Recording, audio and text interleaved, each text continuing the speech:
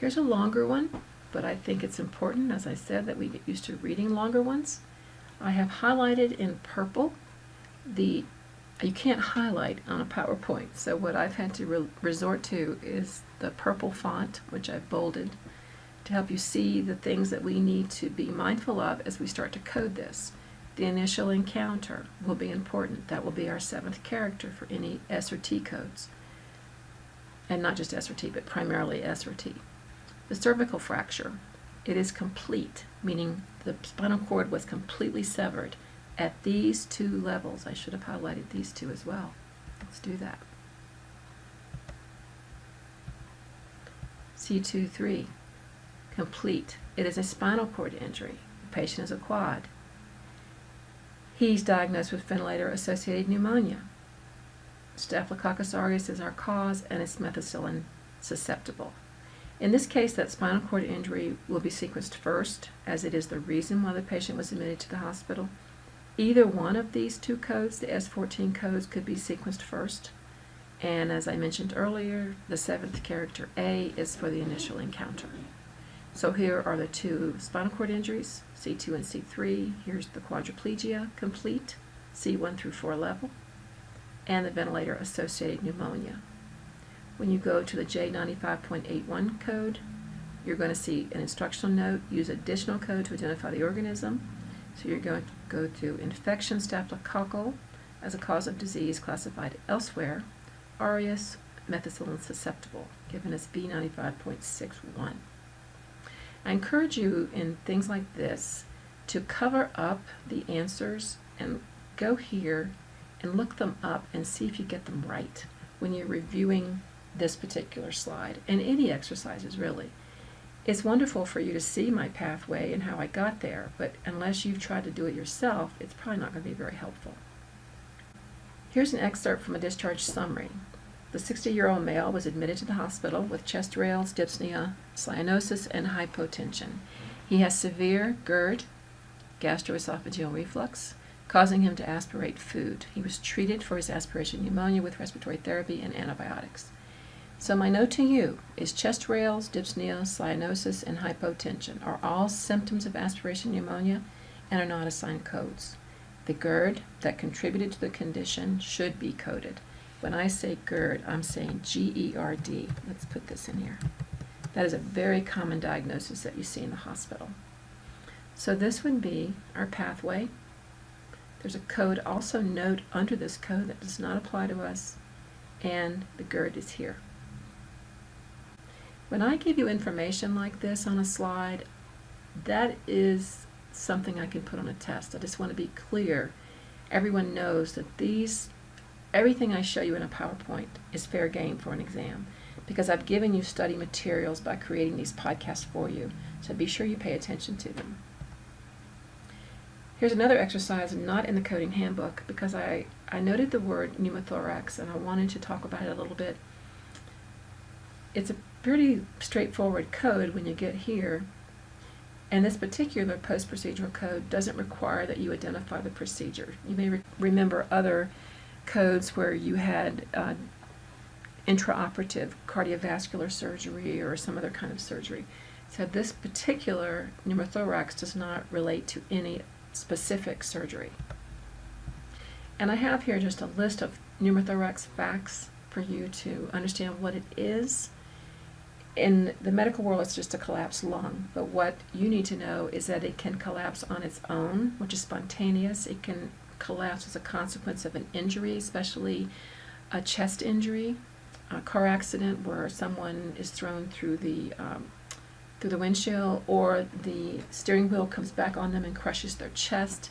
Very common to see pneumothorax in those cases. A small pneumothorax can resolve on its own, but if you have a large portion of the lung that's collapsed, you're going to need some intervention. And typically you do see a chest tube placed in the emergency room to get some of that air, that free air, out of the chest cavity. The lungs cannot expand against all the air in the chest cavity, so they can't take a breath. So it's really important that that be treated very quickly, or it could be deadly. Here's a very long exercise, but again, I want you to get used to reading these longer ones. You're going to see them more and more in our coding handbook reviews and on the exams. Let me be clear about that. It's fair game on an exam that you're going to see a longer diagnostic or scenario that will allow you to use your skills to identify a main term and find the codes. This 87-year-old gentleman, Mr. Ronald Sidney, was admitted on 6/3/16 with COPD, with emphysema, CHF, HTN, and AFib. What do these mean? Chronic obstructive pulmonary disease, CHF, congestive heart failure, HTN, hypertension, AFib, atrial fibrillation. Very common for you to see these abbreviations on the medical record. You will not see a doctor typically spell these out. He has improved over the last 3 days and will be discharged home today to receive home health. HH is home health. Nursing and PT. PT is physical therapy. Through Centura Health, his O2 saturation has been maintained on 2 liters of oxygen throughout his hospitalization and will continue at home. He will need assistance with ADLs, activities of daily living, talk about that in a minute, until his strength returns. Scripts for all services have been forwarded to Centura Health. He will be followed by his primary care provider, Dr. Liston, where the family should make an appointment for next week. Discharge plans were discussed with the patient's daughter, Virginia Stacy, and she expressed an understanding.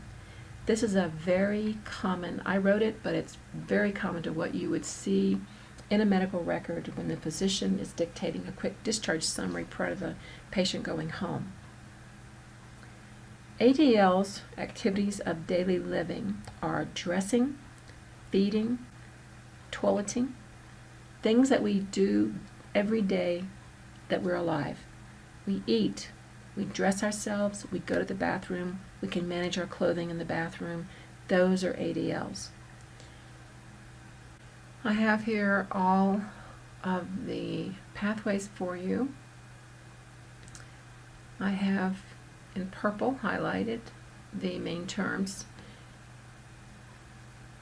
Like when you see COPD with emphysema, emphysema is your main term, and the chronic obstructive are non-essential modifiers in that code description.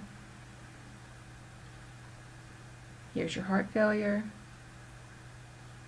There is a code first, instructional note, heart failure due to hypertension. That does not apply to us here because the physician did not indicate a relationship between the heart failure, the CHF, and the hypertension. So we don't assume a relationship unless the doctors told us that. Here's your hypertension and here's the AFib. Again, I strongly encourage you, look through this one, highlight those main terms, see if you can find the codes, compare your answers to mine, and then look at the pathways.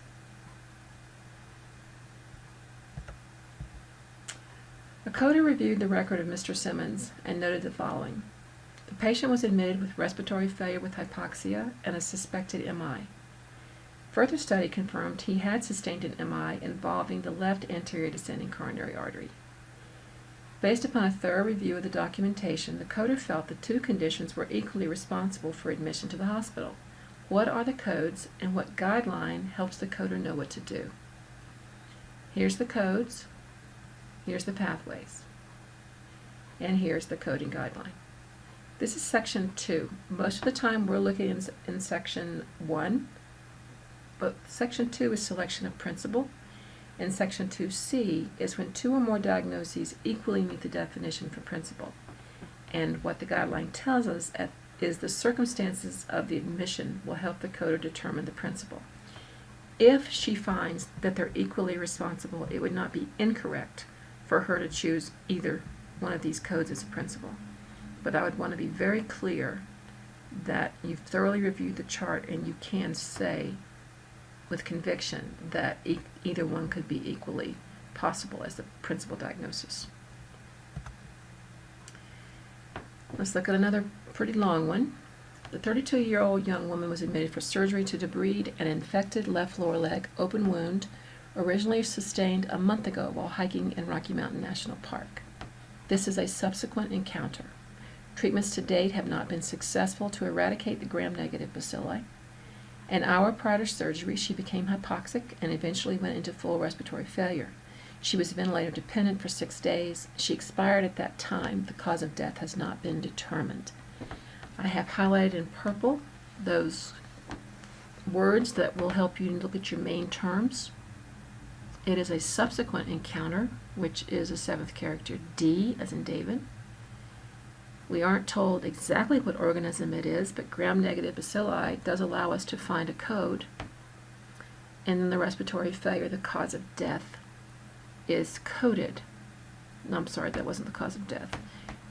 The respiratory failure, because she went into respiratory failure, is coded. We don't know the cause of her death. The guideline that applies in this case is original treatment plan not carried out. She came into the hospital for the leg wound. We don't think that's what killed her, but it doesn't matter. We code as principle the condition that occasioned the admission to the hospital, even though treatment may not have been carried out. So this case, that open leg wound, is what gets the principle. There is a code also in the associated wound infection. That's your A49.9 code, and then the respiratory failure code. As always, be mindful the exercises in the PowerPoint don't address all the guidelines. Exam questions can relate to all the guidelines covered in the chapters planned.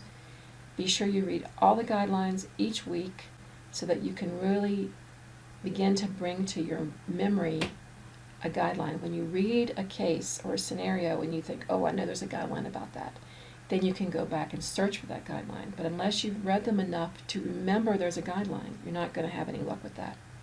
Always follow the assignment schedule with regard to specific chapter assignments. If you have any questions, please post them in the discussion board along with the attempted path you have used to find the code, and I will be happy to help you. Thank you for your attention and have a good day.